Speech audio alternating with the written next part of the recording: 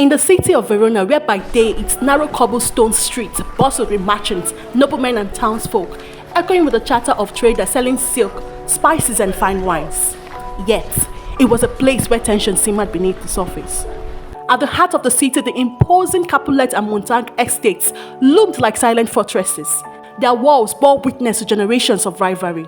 The feud between the Montagues and the Capulet had turned its street into battlegrounds where tempers fled as quickly as steel.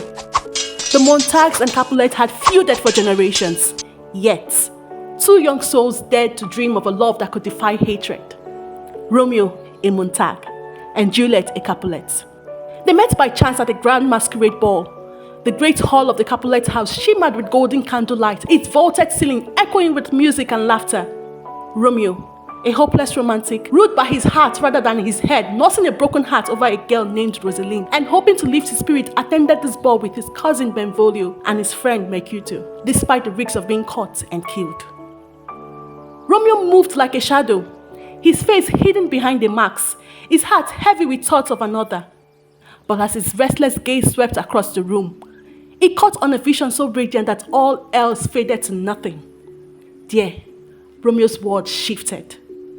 Dear Juliet Capulet, at the threshold of womanhood, stood beneath the glow of the chandeliers.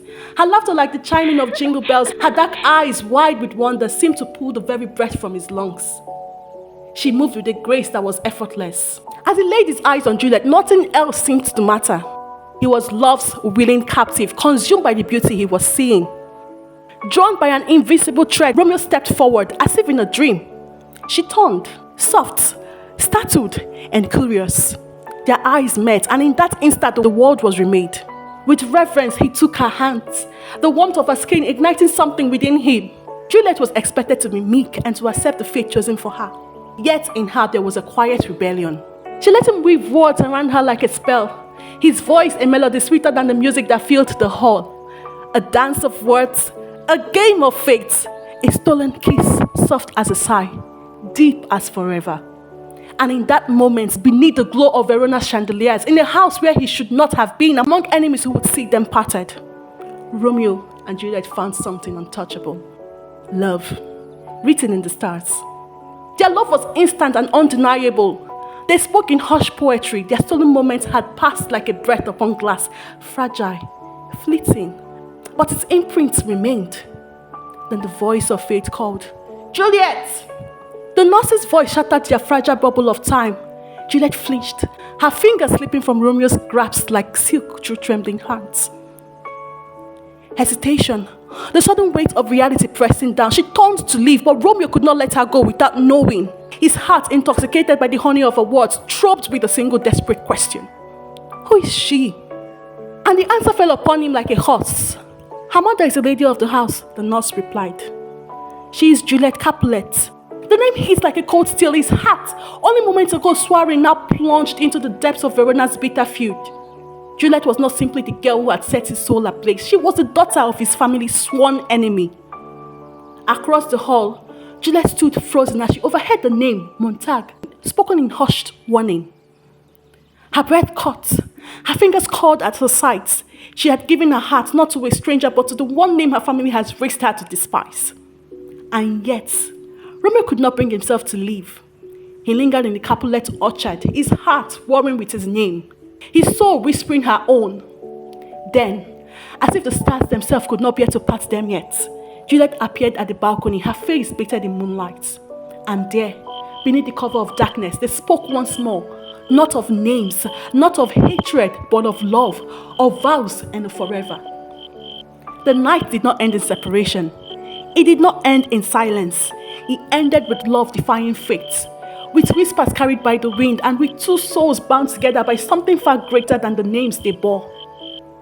Determined to find a solution, they sought the wisdom of Father Lawrence.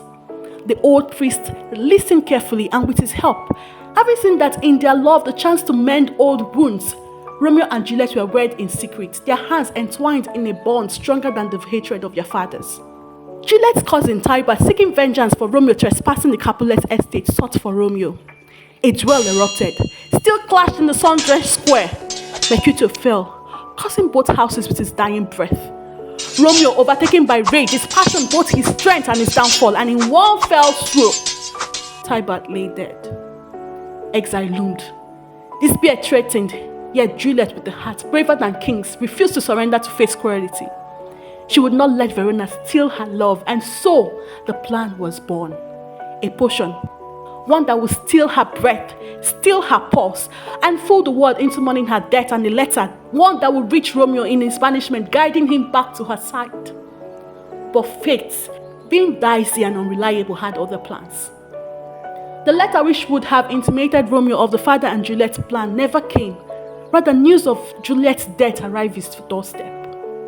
Sad and fallen over the death of his one true love, he desired death also, and employed the aid of a poisonous substance. But first, he would go to his one true love's tomb, see her one last time, take the poison and die lying beside her. And that way their love will be intertwined, inseparable forever. He rode through the night, the weight of sorrow pressing upon him. Fate, yet playing the antagonist to this love that seemed so near yet so very far to reach. He reached the Capulet's tomb as dawn's first light kissed the sky, where he found something else. Another, who had also come to mourn her. Unknown to Romeo, Juliet had been betrothed to Paris, and a wedding was earnestly being prepared for. Seeking to escape this arrangement, Juliet sought the father's help, and the plan for the sleeping potion was born. An easy plan that would aid the lovers reconnect, and their love blossom. But as we have now come to realize in this story, fate always had other plans for these two lovers. Paris, finding Romeo at the Capulet's tomb, mistook his grief for a desecration of Juliet's resting place. He drew his sword, demanding that Romeo live, but Romeo, broken by sorrow and lost in his own despair, refused. Paris drew his sword, angling for a duel, but Romeo, instead of a sword, drew out the poisonous substance. With one last glance at Juliet's still form, Romeo lifted the vial to his lips and drank. The poison was swift. Fire burned through his veins, his nails buckling as darkness clawed at his vision. He crumpled to the cold stone floor, his breath coming in shallow caps, with Juliet's name on his lips. Then in soft gasps, the rustling of fabric. Juliet's eyes fluttered open, the last traces of the sleeping potion fading from her eyes. She stared, blinking against the dim light, and then she saw him. Romeo! Her voice soft and disoriented, was a dagger through his fading soul. His eyes found hers, shining with the warmth of life, and agony twisted through him. Juliet, he let out quickly. She rushed to him, cradling his face in her hands. What have you done? Tears streaked down her cheeks as she pressed a desperate kiss to his lips, trying to hold on to him, to breathe life into him before it was too late. Her lips lingered against his, her tears mixing with the taste of poison, but alas. Juliet, thinking she has lost him forever, sought to draw the small dagger on Romeo's waist so she could go be with her love. But just then, the poison scroll fingers released him, as unknowingly to both of them, the remnant of the sleeping potion had acted as an antidote when their lips intertwined. His eyes fluttered open. The dagger fell from Juliet's hand. Paris staggered backward, frozen in shock, as the heavy doors burst open. Father Lawrence rushed in, his face pale with fear. He took one look at the scene. Juliet alive, Romeo gasping for breath, Paris standing in stunned silence, and he fell to his knees in prayer. Juliet let out a choked sob, pressing her forehead against Romeo's. Romeo, still dazed, whispered with all his strength, I love you.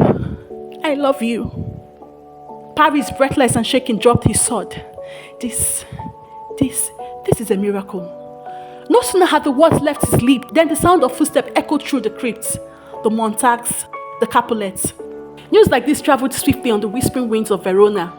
They had come in pursuit of their lost children, only to find them clinging to each other in defiance of death itself. Their secret was shattered. The truth unraveled like losing thread from a tightly coiled African threading. The Capulets and Montagues, gathered, found themselves face to face, not over the bodies of their children, but over the undeniable power of their love. Juliet stood before her father, not as a girl to be wed at his command, but as a woman who had already chosen her fate. Romeo, though weak in body, looked up to his own king. No longer the reckless youth, but a man who had fought for a love that refused to be buried.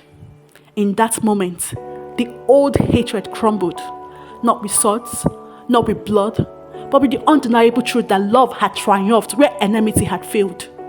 The feud that had poisoned Verona for generations ended that day, not with death, but with love. The bells tolled again, this time not in sorrow but in celebration, As Romeo and Juliet sealed their vows with a kiss, the city erupted in joyful applause. Their love had not perished in tragedy. They became a legend of a different kind, of two souls who defied the stars and taught Verona that love, once found, is worth fighting for. Let this be a reminder that love is the greatest force of all. Stay true, stay loved, and never stop believing in its powers.